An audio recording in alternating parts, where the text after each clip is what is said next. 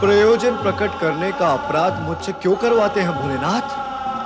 मेरी तो इच्छा मात्र यही है भगवान कि मेरे पूर्वजों का उद्धार करने के पश्चात माँ गंगा धरती को उर्वरा और शस्य श्यामला बना दे, साथ ही साथ पापियों का भी उद्धार करे प्रभु। ऐसा ही होगा भगीरथ। इसके लिए आपको गंगाधर का रूप धारण करना होगा भगवान। माँ गंगा को पृथ्वी पर स्थिर करने के लिए आप उन्हें अपनी जटाओं में धारण करेंगे, तभी मेरे पूर्वजों के उद्धार के कार्य को गति प्राप्त होगी प्रभु। प्रतीत ऐसा होता है कि पूर्वजों के उद्धार से अधिक तुम मानव जाति के कल्याण के लिए चिंतित हो। ऋषि मुनियों की वाणी से यही सत्य ग्रहण कर सका हूं भगवान कि अपने कल्याण की कामना हो तो जगत के कल्याण की कामना करो। शाश्वत सत्य भी यही है। तो हे कल्याण करता भोलेनाथ, मेरा और जगत का कल्याण करो प्रभु, कल्याण करो। संपूर्ण जगत के प्रति शुभ और सद्भावना रखने वाले का कल्याण अवश्य होता है भगीरथ। हम गंगा के वेग को स्थिर करके उसके पावन जल से तुम्हारे पूर्वजों का उद्धार कराएंगे। पतितों का पाप हरने के कारण गंगा पतित पावन कहलाएगी। उनकी कृपा होगी तो अवश्य ऐसा ही होगा प्रभु। मुझे आपकी कृपा और आशीर्वाद तो प्राप्त हो ही गया है। अब माँ गंगा से निवेदन कर उन्हें भी मना लूंगा प्रभु, उन्हें भी मना लूंगा।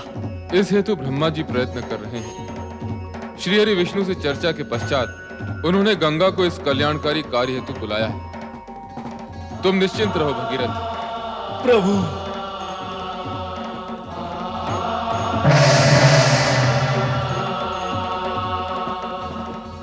ओम नमः शिवाय, ओम नमः शिवाय, ओम नमः शिवाय।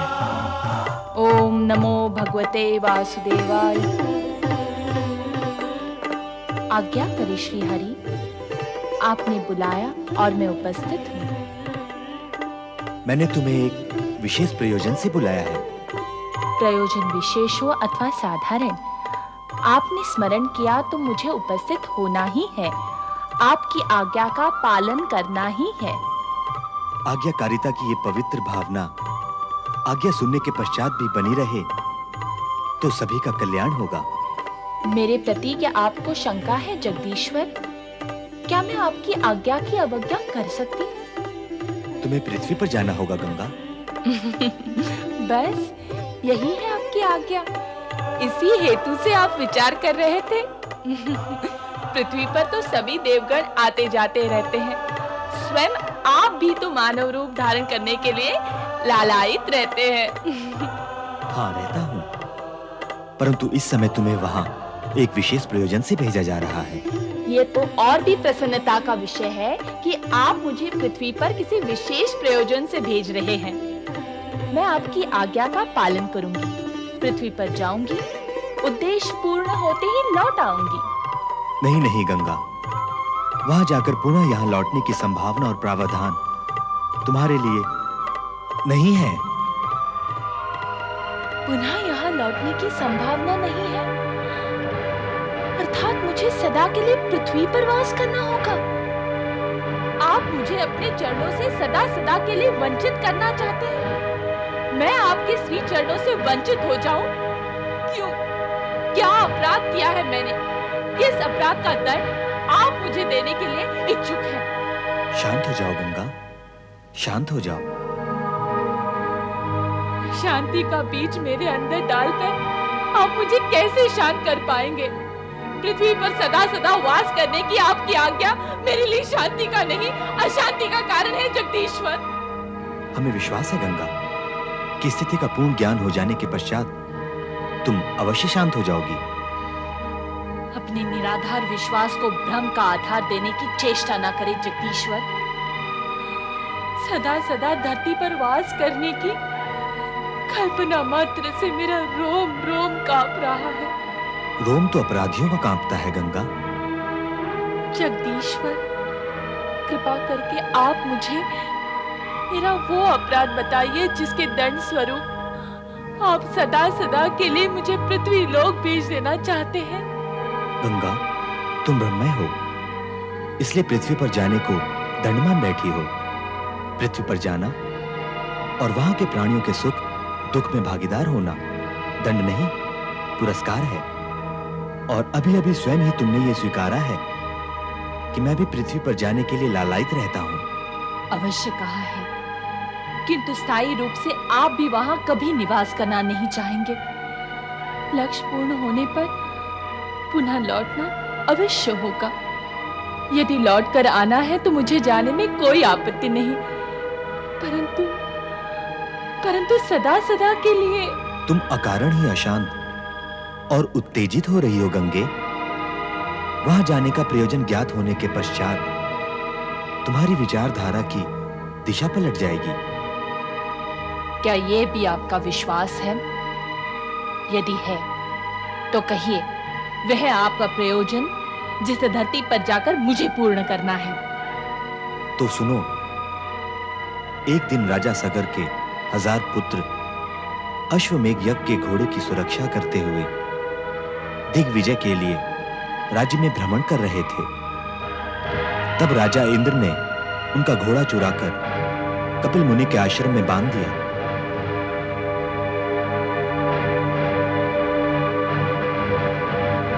यहाँ तो अश्वमेघ यज्ञ का घोड़ा कहीं दिखाई भी नहीं देता। अरे ये तो किसी ऋषि मुनि का आश्रम लगता है। हमारा अश्व आश्रम में क्यों आएगा? हमें पता है कि आश्रम है। अश्व का कैसे ज्ञान होगा कि आश्रम है? वो तो कहीं भी जा सकता है। चलो आओ और कहीं ढूंढते हैं। चलो चलो चलो। हाँ चलो। वो देखो, सामने मुनि बैठे हुए हैं, तप और ध्यान में डूबे हुए। चलो चलकर उनसे पूछते हैं अश्व के विषय में। मुनिवर, आपने हमारे अश्वमेघ यज्ञ का घोड़ा देखा है? मुनि श्रेष्ठ, हम सगर पुत्र हैं। हमारे महाराज राजा सगर ने अश्वमेघ यज्ञ का आयोजन किया है। क्या आपने हमारा अश्व देखा है? ऋषि मुनि ऐसे अहंकारी होते हैं क्या? ये कैसे मुनि हैं जो हमारी बात सुनते ही नहीं? ये हमारा घोर अपमान है। यदि ये मुनि हैं, तो हम भी राजा सगर के पुत्र हैं। हमारी भी कोई प्रतिष्ठा है।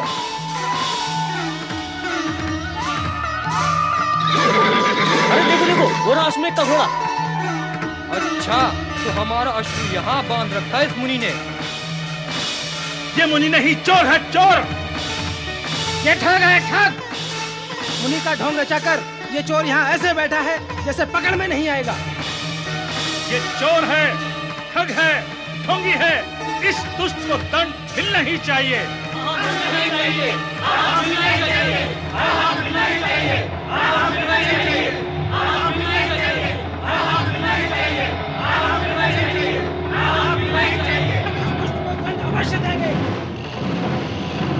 दुष्टो, तुम मुझे दंड दोगे? मैं तुम्हें अभी भस्मीभूत किए देता हूं।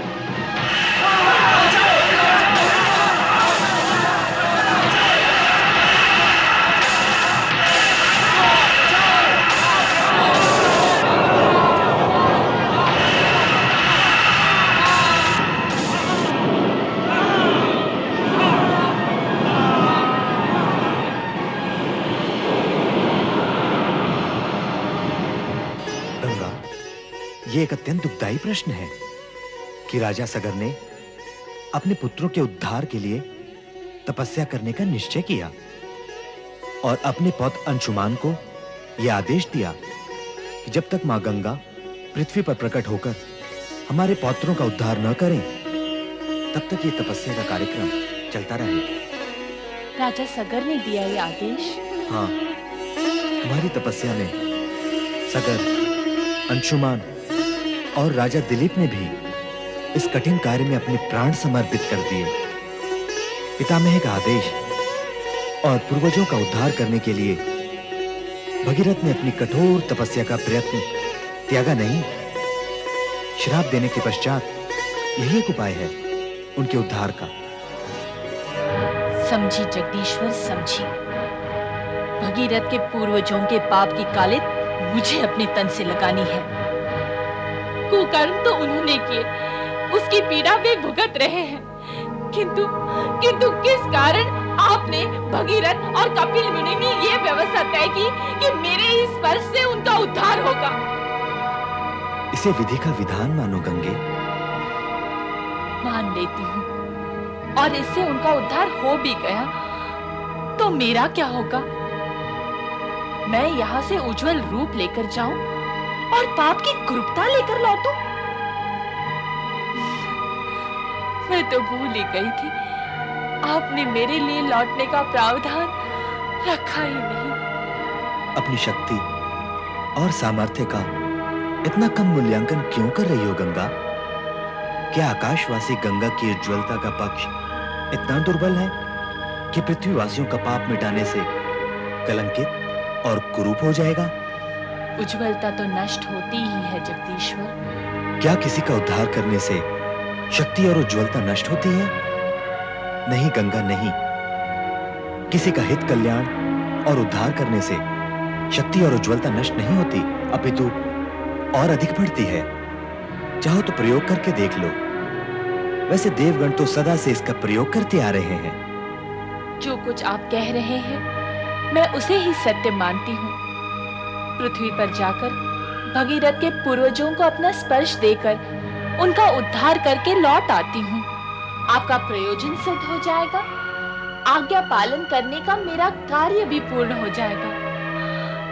किंतु फिर मुझे धरती पर स्थायी वास करने के लिए ना कहे जगदीश्वर, ना कहे। गंगा, तुम अपने कल्याणकारी स्वरूप को पहचान क्यों नहीं रही हो? तुम्हारा गौरव आकाश स्वर्ग में वास करने से नहीं, पृथ्वीवासी होने में है। क्या पृथ्वी पर वास करने से पृथ्वी का कल्याण होगा? संपूर्ण देवगण और स्वयं मैं इस सत्य को स्वीकार करते हैं कि धरती पर बढ़ती तामसिकता और आसुरी भाव यदि इसी गति से बढ़ते रहे तो धरती पर जीवन दूभर हो जाएगा। वहां सात्विकता और दिव्यता का प्रचार प्रसार करने और पापियों के प्रायश्चित करने की व्यवस्था करना आवश्यक हो गया है। तो इसमें मैं क्या कर सकूंगी? धरतीवासियों का तुम्हारे स्पर्श से उद्धार होगा। तुम पापियों को तारोगी, उनको नया जीवन दोगी। पापियों का उद्धार करने के लिए आपने मुझे ही क्यों चुना जगदीश्वर? मेरे अतिरिक्त क्या कोई अन्य देवता ये कार्य नहीं कर सकता? निसंदेह अन्य कोई नहीं कर सकता। पाप का नाश करने की सामर्थ्य जो तुम्हें प्राप्त है, अन्य किसी को प्राप्त नहीं। भगीरथ के पूर्वजों का उद्धार करना तो तुम्हारे कार्य व उद्देश्य की भूमिका मात्र है। तुम्हारा मूल उद्देश्य तो धरती को उपजाऊ करना और युगों युगों से पापी जनों के भीतर बैठी पाप की अग्नि को शांत करना है। फिर उससे क्या होगा जगदीश्वर? तुम्हारी इस कल्याणकारी भावना की महानता से प्रभावित होकर जन जन तुम्हें माता के सम्मान से सम्मानित करेगा। माता का स्वरूप धारण करने पर वात्सल्य भाव से पापी पुत्रों का पाप हरण कर लोगी। तुम्हारे इस मातृत्व रूप के कारण पृथ्वी पर चहुं ओर सदा तुम्हारी जय जयकार होगी। मेरी आज्ञा मानो गंगा और पृथ्वीवासियों की माता बनकर उनका कल्याण करो। भगीरथ, बुलाओ गंगा को।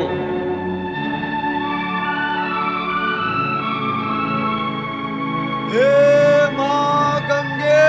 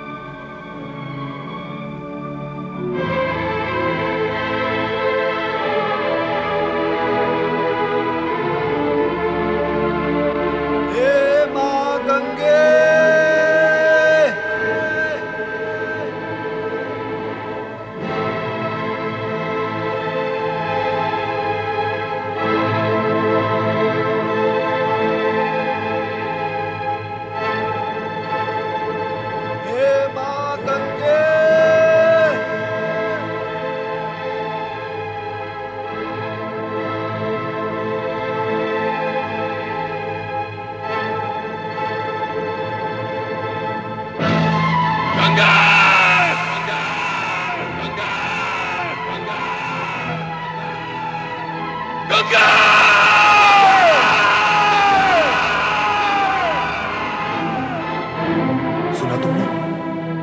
तुम्हारे अप्रिय वचन सुनकर शिव जी ने क्रोधित होकर जो ओंकार भरी तो तीनों लोग कंपित हो गए। तुम्हें उनकी शक्ति का अनुमान हुआ? तो ये शिव जी की हुंकार थी? हाँ, शिव जी की शक्ति का मूल्यांकन नहीं किया जा सकता। वे साक्षात शक्ति हैं। तो अवश्य ही वे मेरे वेग की तीव्रता को सहन कर सकेंगे। अवश्य। मुझे पृथ्वी पर कब जाना होगा प्रभु? शुभ और कल्याणकारी कार्य में विलंब क्यों? तुम्हें तुरंत पृथ्वी की ओर प्रस्थान करना चाहिए। आज्ञा दे जगदीश्वर। गंगा! गंगा! गंगा! गंगा!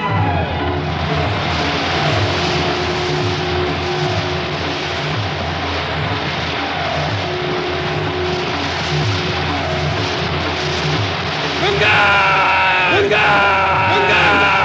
गंगा! गंगा!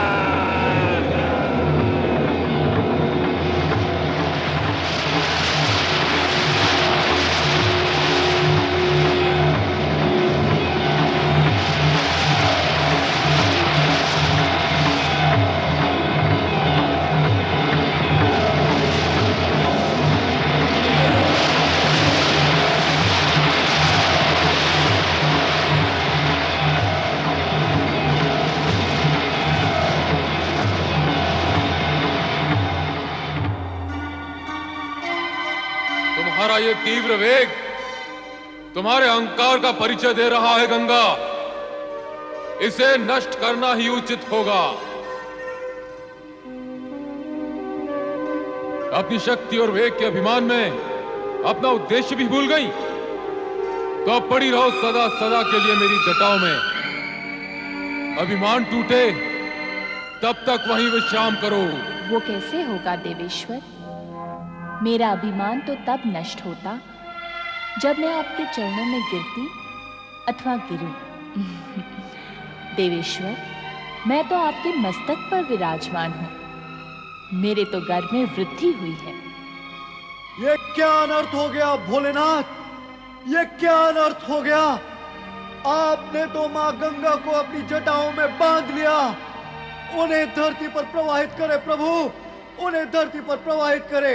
नहीं भगीरथ नहीं, जब तक गंगा का अभिमान नहीं टूटता ये संभव नहीं। कैसा अभिमान भगवान, कैसा अभिमान? देखा नहीं तुमने? गंगा अपने प्रबल वेग और प्रवाह में हमें भी प्रवाहित करना चाहती थी। उसे अभिमान है कि जगत में कोई भी उसके प्रबल वेग के सामने टिक नहीं सकता। अभिमानी का अभिमान जगत के लिए विनाशकारी सिद्ध होता है। अतः गंगा का अभिमान टूटना अत्यंत आवश्यक है। किंतु देवादिदेव, मां गंगा जिस कार्य व उद्देश्य से पृथ्वी पर आई है उसका क्या होगा प्रभु? वे जगत का कल्याण और उद्धार कैसे करेंगी भगवान, कैसे करेंगी? भगीरथ, तुमने कभी सुना, देखा अथवा जाना कि किसी अहंकारी और अभिमानी ने किसी का उद्धार अथवा कल्याण किया है? निरंकारी और निराभिमानी ही हित और कल्याण करने की सामर्थ्य रखते हैं।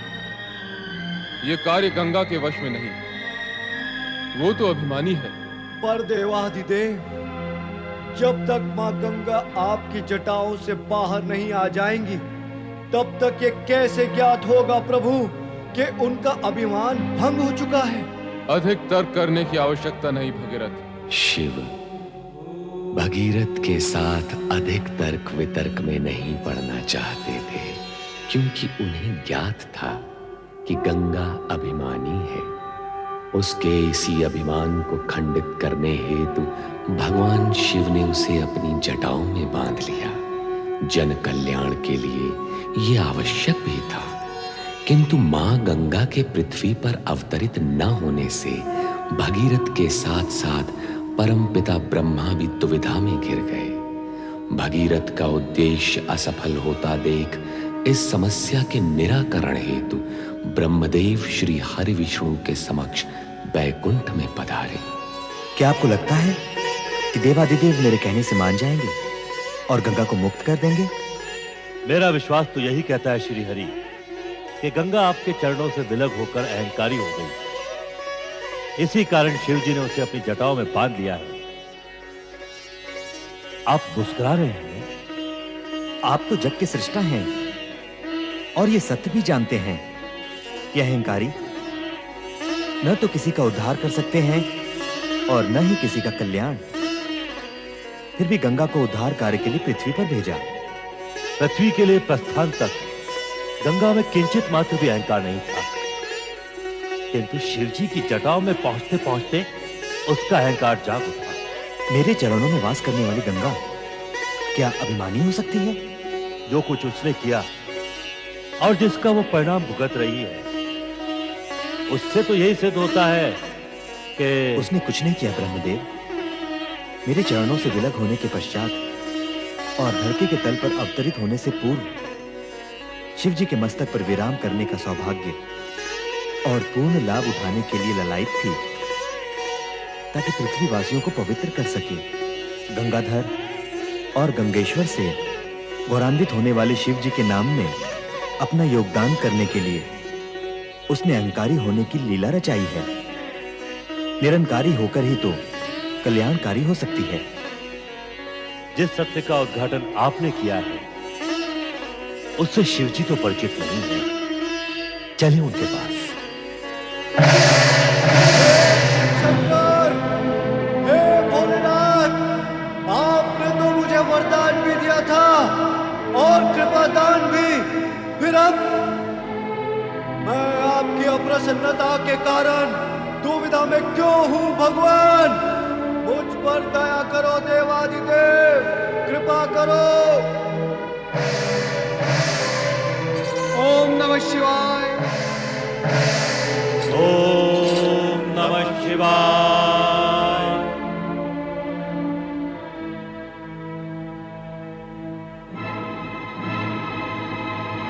आश्चर्य है, घोर आश्चर्य। गंगा अवतरण हुआ ही और नहीं भी। नारायण नारायण। तुम बताओ नारद, तुम यहाँ क्या करने आए हो? मैं तो भगवान भोलेनाथ के दर्शन करने आया हूँ। श्री हरि विष्णु, आप और ब्रह्मदेव यहाँ किस प्रयोजन से पधारे हैं? ये तो आप स्वयं ही जानते हैं भोलेनाथ। हम तो आपसे प्रार्थना करने आए हैं कि भगीरथ के प्रयत्न को सफल बनाएं और गंगा को मुक्त कर दें। वो स्वयं मुक्त होना नहीं चाहती, अपनी लीलाओं में मुझे सम्मिलित कर मेरी जटाओं में आ बैठी है। किंतु वो स्वर्ग से यहाँ आपकी जटाओं में बैठने के लिए नहीं आई है भोलेनाथ। तो आप उसे ले जाएं, पुनः अपने चरणों में बिठाने के लिए। अब तो ये भी संभव नहीं है। भगीरथ, उसके पिता तथा पितामह का तप फलित होने का समय आ गया है। देवादिदेव, पापियों का उद्धार करने का कार्य भी गंगा ही करेगी। ऐसी स्थिति में न तो वो मेरे चरणों में रह सकती है और न ही आपकी जटाओं में। अब तो उसे पृथ्वी पर जाना ही होगा भोलेनाथ। कृपा करके गंगा को मुक्त कर दें देवेश्वर। हाँ भोलेनाथ, उन्हें मुक्त कर दें। माँ गंगा का दर्शन लाभ कराए भोलेनाथ। मैं तो स्वयं इच्छुक हूँ कि गंगा के भार से मुक्त हो जाऊं। मेरे भार से आप मुक्त कैसे हो सकेंगे भगवान? सारा जगत सदा आपको गंगाधर और गंगेश्वर कहता ही रहेगा। भगवान भोलेनाथ के नामों की संख्या क्या पहले कम थी? अब तो राजा भगीरथ ने उसमें वृद्धि कर दी है। आपके दर्शन पाकर मेरा और मेरे पूर्वजों का जीवन धन्य हो गया माँ, धन्य हो गया। और भविष्य में पृथ्वीवासियों का जीवन भी सफल होगा। नारायण नारायण। जाओ गंगा, भगीरथ का अनुगमन करके इसके पूर्वजों का उद्धार करो। पापियों का कल्याण कर भगीरथ के प्रयत्नों को सफल करो। और भविष्य में ऐसी कोई लीला न रच डालना जिससे देवगण कहें कि शिव ने गंगा को सिर पर चढ़ा रखा है।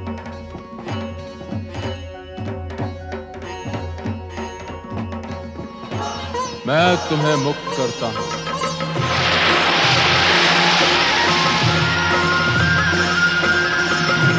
वो शिव जटा से गंगा धरती पावन करने निकली। वो शिव जटा से गंगा धरती पावन करने, सबके मन के पाप को धोने, धन का संकट हरने।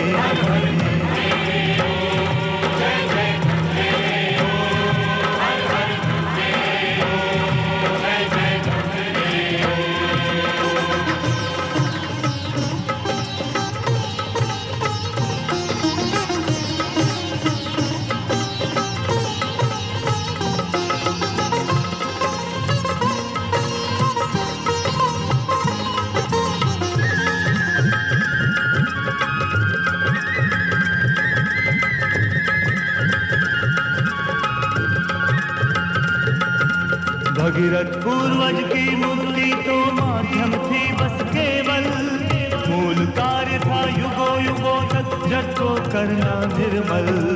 आसुरी शक्ति बढ़ ना पाए छल को करने निश्चल, छल को करने निश्चल। हर हर गंगे हो, जय जय गंगे हो, हर हर गंगे हो, जय जय गंगे हो।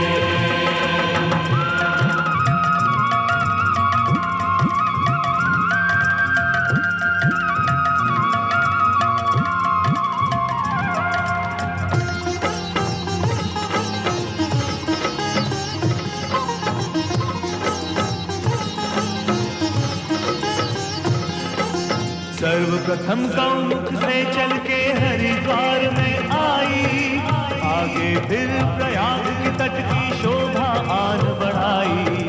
रस बरसाती वाराणसी में ये काशी कहलाई, ये काशी कहलाई। हर हर गंगे हो, जय जय गंगे हो, हर हर गंगे हो, जय जय गंगे हो।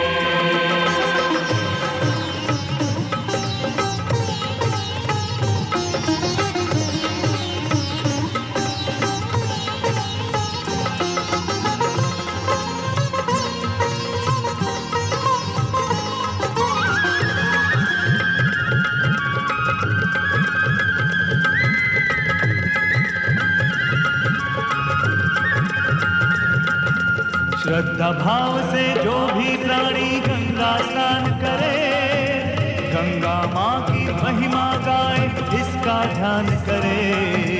भगीरथ जैसा फिर तो गंगा उसका भी कल्याण करे, उसका करे। हर हर गंगे हो, जय जय गंगे हो, हर हर गंगे हो, जय जय गंगे हो। ओ शिव जटा से गंगा धरती पावन करने, निकली ओ शिव जटा से गंगा धरती पावन करने। सबके मन के पाप को धोने, तन का संकट हरने। हर हर गंगे हो, जय जय गंगे हो, हर हर गंगे हो, जय जय गंगे हो, हर हर गंगे हो, जय जय गंगे हो, हर हर गंगे हो, जय जय गंगे हो।